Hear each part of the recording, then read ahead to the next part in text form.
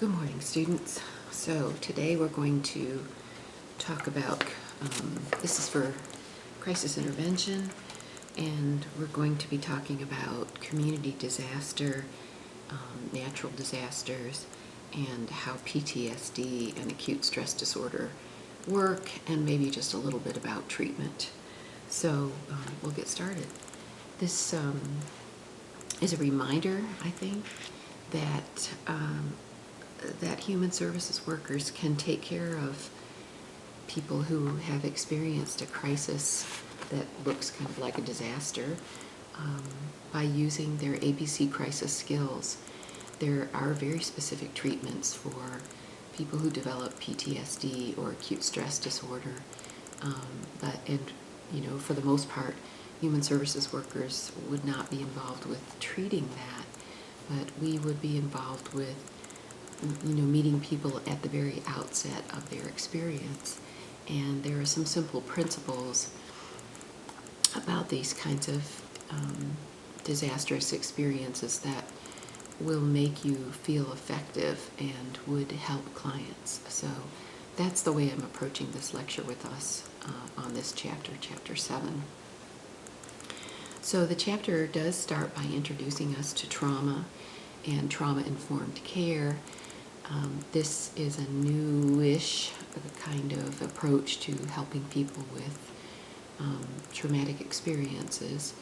And lots and lots of people, almost completely really widespread now, are people in our field being trained to understand what trauma is and what trauma-informed care should look like and the kinds of needs that clients have who have experienced trauma. So we'll talk a little bit about this. So trauma-informed care is mental health care that used what we understand about trauma to assist people. And so it started out by understanding what trauma was, how trauma affects people, how if trauma is not addressed, or a traumatic experience is not addressed, how a client can develop PTSD.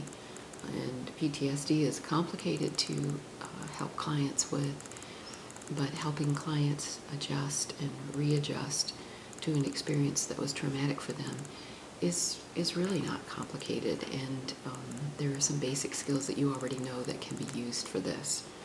So people who have experienced trauma need some specific things. They need to be assured of their safety. They need to feel safe. They need to feel emotionally safe with the person who's helping them. They need psychological safety. They need to feel like they're in some kind of control, and they need some help transitioning from feeling like a victim to feeling like a person who's able to make choices and who can get their lives back in control. Because often something that happens that's a traumatic event makes a person feel like they're out of control.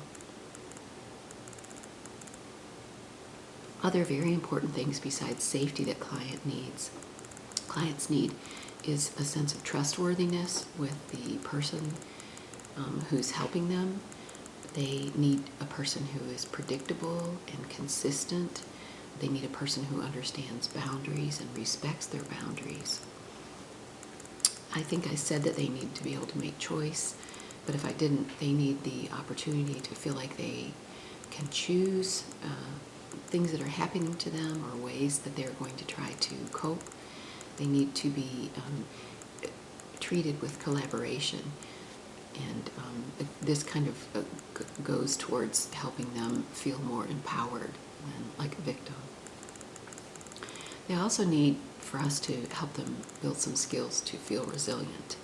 And excuse me, on your Moodle website, there are several PDF files that I've uploaded from other sources, not our textbook, that are related to grounding and self-calming and those sorts of things. So I would definitely tell you to take a look at those.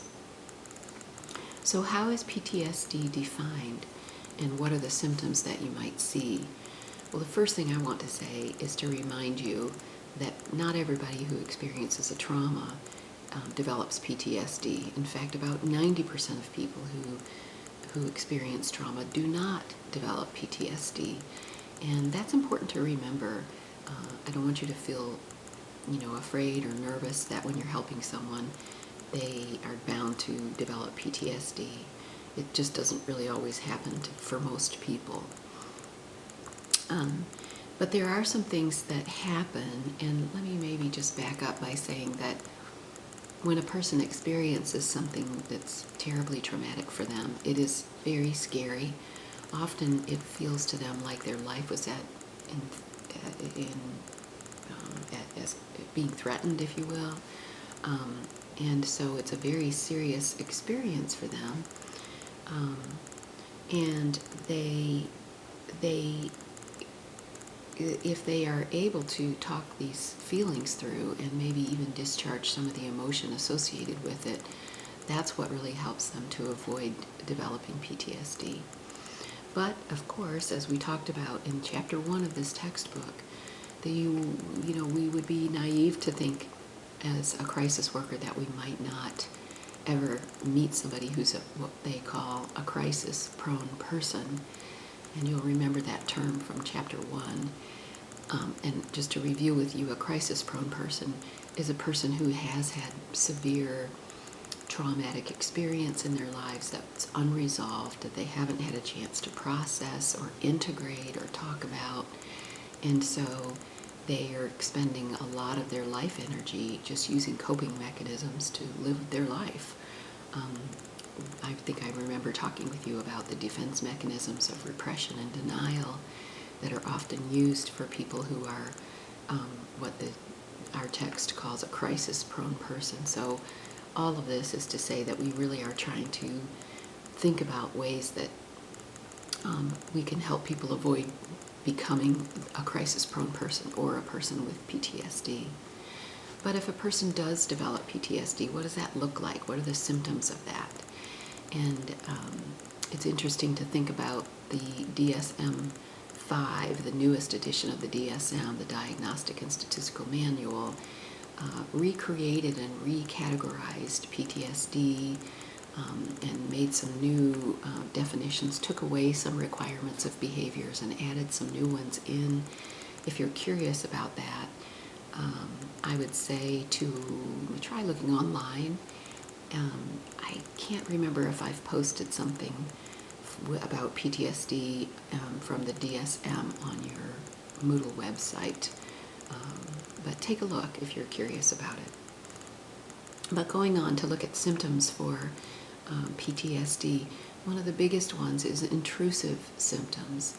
And so intrusive symptoms would be things like nightmares or flashbacks, being unable to stop thinking about the traumatic event over and over and over again, or sometimes completely tuning out and blocking out the memory of the traumatic event. Here, what is believed to be happening is that the mind is trying to integrate this traumatic experience. And so when we are not using our defense mechanisms, when we're asleep, or in the twilight between sleep and wakefulness, that's why sometimes nightmares and dreams and flashbacks that are disturbing and are related to the traumatic experience will, show up. Also, negative mood is another one of those symptoms. Feeling also, sometimes this looks like agitation and sometimes it looks like depression. Excuse me. And then dissociative symptoms. You might remember we've talked about dissociation before in class, but it is essentially a behavior where a person tends to it's a defensive mechanism where people are, it's not a defensive mechanism, it's a defensive behavior where we might retreat from reality. And so you sometimes have heard people say when the crash happened, it was like I was watching it from outside the car, and I watched the car roll over and over and over, and I watched my sister go through the windshield, and I watched my child screaming, those kinds of things. And so the person's not saying, this is what I saw from within myself. It's this detaching from reality, or detaching from your own sense of self, dissociation. It's a protective measure. And so sometimes a person will describe this sense of, I don't even feel like I'm myself, or I feel that I watched this from up in the corner of the room when it was happening. I think I'm giving you the idea of what I mean by dissociation here. Also, people will engage in avoidance behaviors. So sometimes a client might say, I can never go to that house again, or I can't go in that room, or I can't ever watch a movie that has anything to do with that. And it sometimes has to do with visual avoidance, but definitely also avoidance of place, avoidance sometimes of sounds, avoidance sometimes even of smell. So when people have traumatic memories that are embedded, those memories are deeply embedded in our limbic system. And sometimes the sensory data, from a memory or an experience is also deeply stored. And so, I've heard veterans talk about hearing helicopters, or going to or being around at 4th of July and just not being able to tolerate those sounds. I've heard women who have been raped describe how they can't tolerate the smell of a certain aftershave, or of some other place where that might have happened. And so these avoidance symptoms help them from getting triggered to remember that event. There are 2 more arousal symptoms. These arousal symptoms are related to more like hyperarousal, and so a person might have a really big startle reflex. They also might have what is called hypervigilance, where they're always on edge, always watchful. You can certainly see how this would be something that a veteran from the military service, or maybe even an EMT or a police officer who has PTSD might mention these kinds of arousal symptoms. Additionally, under the arousal symptoms category are the feelings of irritability or overreactivity. And then the last thing generally to talk about is an impairment of functioning that's due to exposure to serious injury, sexual violation, sudden death, or threat to one's life. So an impairment of functioning that is due to one of these types of events: exposure to possible serious injury, a sexual violation, sudden death, or threat to one's life. So that's sort of the level of the event that happens that has the potential to cause PTSD. And PTSD is a form of extreme stress reaction. So I want to mention here, I have in my notes to say to you that these symptoms that I just went through with you could also be classified as acute stress disorder, which is another category of stress disorder from PTSD. It is less serious and easier to recover from, and so we would think of acute stress disorder as a person has had a traumatic experience, and now that time has passed from the moment it happened to about 3 months. So within that period of time, I'm sorry, I misspoke. I'm just looking at my notes, and I mean to say from the time it happened to 1 month. So having these symptoms caused by a traumatic experience for up to 1 month could still be categorized as what is called acute stress disorder, and not having developed into PTSD. So I hope I'm being clear about that. A lower form of the stress disorder in reaction to a traumatic experience would be called acute stress disorder, which is easier for us to cope with. It's easier for us to heal from if we get help, some counseling or group therapy, or just even, ABC counseling kinds of listening can help a client with their reaction that looks like acute stress disorder and keep them from developing PTSD. What happens in the development of PTSD is the same traumatic experience happens, the same symptoms start to develop, and once the 1 month, if you will, it's not a magic time, but once the 1 month time frame passes, these kinds of reactions and behaviors and defense mechanisms really just start to become very habitual, and they're very protective, and so the reactive behaviors that become PTSD they're not impossible to heal from, if you will, but they're much harder to, because they're very protective and they become habitual now.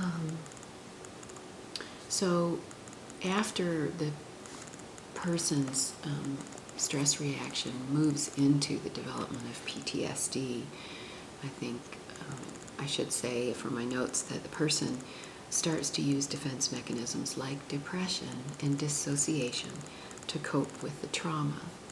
So just as I said a moment ago, these behaviors start to develop into almost habits of living, and they're not healthy habits, they're not healthy coping mechanisms.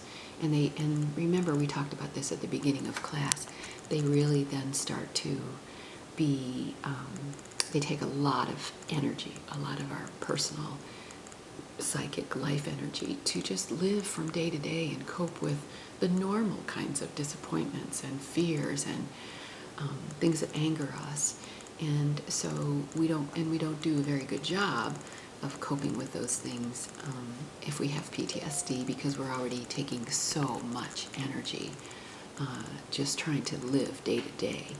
And so people with PTSD, it's tough on them, and it's tough on people who live with them or who are in relationship with them, because they're not easy to live with.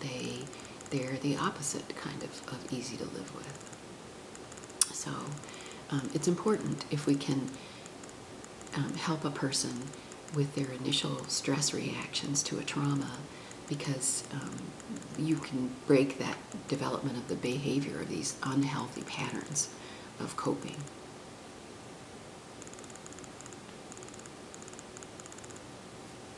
What needs to be done? I have in my notes. How is help best given for trauma? Well, that's a great question, and I like the idea that even beginning helpers, me, you, can have some impact on a person that really, really helps them from developing this terrible reactive disorder.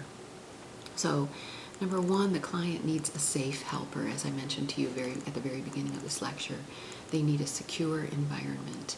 So, by a safe helper, you mean people who they're emotionally stable themselves, they're patient, they aren't overreactive to behaviors that a person might exhibit or direct toward them. They're healthy enough to not, be a harmful person to the client that they're trying to help. They also need a secure environment, a safe environment, something that's predictable, an environment that feels private, even if that environment is in an emergency, going along a curb of the side of the road and talking with somebody for 15 or 20 minutes. You can imagine that if it was just you and a client, you would feel private and not as if they are on display and that people are listening to everything and watching them in their reactions. The client also needs to be taught skills to self-calm or self-soothe. And so grounding, I mentioned a lot to us in this class, is a basic skill for gathering your personal resources and calming yourself, calming your thinking so that you don't have racing thoughts, calming panicky feelings that a person might get that start to develop and blossom out into complete panic. So please remember and look at some of the information that I've posted for you on the website. Also, there are some cognitive behavioral techniques that can be used for self-calming and self-soothing. You probably know a little bit about self-talk. That's another technique that we can teach clients. We can also teach clients to do reality testing or develop safe phrases to say that are calming to them. So clients need those kinds of tools as they start to recover from this traumatic experience, whatever it was. Also, the client has to do something that they don't want to do and that they want to avoid doing, and that is they need to revisit and remember and relive the traumatic experience. And this is where helping people with trauma becomes more specialized, I think, because that's not a comfortable thing to help a client do, to lead them in a step-by-step remembering of a terrible experience and watch them as they get elevated and fearful and they're suffering in front of you. And so, but the re-experiencing of the event takes the client back to that memory and causes them to remember it at a level of emotion that is deeply uncomfortable for them. And then in therapy, the therapist stops that remembering, brings them back down, if you will, calms them by using grounding techniques or meditative techniques that are soothing. And this cycle of remembering and then being calmed, remembering and being calmed, is a process of sort of diffusing the extreme fear and horrific nature of the traumatic event in the mind and memory of the client. And so this is a part of what is called, what I've just described to you as something called exposure therapy. And it's a fairly specialized type of therapy that someone in our field who has maybe a master's level, a psychologist or a counselor, even a clinical social worker for sure, could be trained to do exposure therapy. It is also, what I've described to you is a little bit related to something called EMDR, which is a type of exposure therapy that's described in your textbook, but very vaguely. Okay, moving on, looking at my notes. Then the person needs to eventually, what we hope will happen through all of this exposure and calming, is that the client eventually has lowered their agitation and fear and terror associated with that event. They lower it enough that their mind can calmly accept that it's a part of their life experiences. And then it becomes integrated as a normal, albeit not pleasant, life experience. But the terror and the agitation and the fear and the need to use defense mechanisms is lessened or goes away, hopefully, and the client is now a healthy person, not a crisis-prone person. So I hope that you're understanding how this process happens and how it helps a client avoid becoming what we call a crisis-prone person, or a person with PTSD, we might say. All right, I'm going to stop this clip right now and break it in half.